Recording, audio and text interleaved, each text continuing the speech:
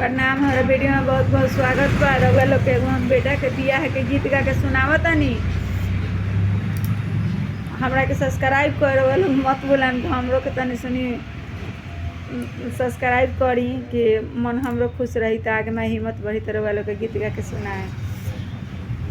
मलिया के दुआरा झारा झरी में घहे भिजलन सुंदर दुल्हा मौरिया सहित हे भिजलन दुलरुआ बाबू मौरिया सहित हे मौरिया जे रखी है बाबू अरे बाबा चौपरिया हे गुरुमी दुलरुआ करिहा सलाम हो गुरुमी बाबू करिहा सलाम हो।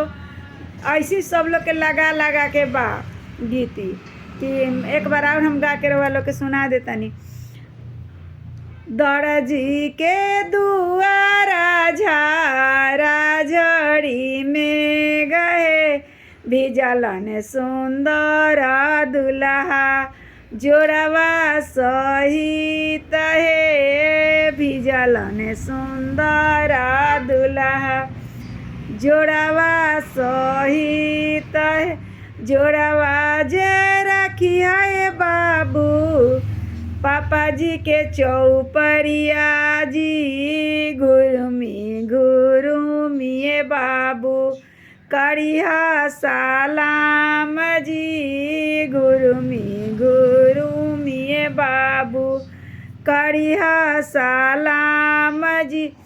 जे घड़ी लड़का जाला परिछावन के बेर तो सब लोग से आशीर्वाद लेबे करेला कि रउआ लोग के बेटा के शादी के गीत बा गावल जाला शादी में।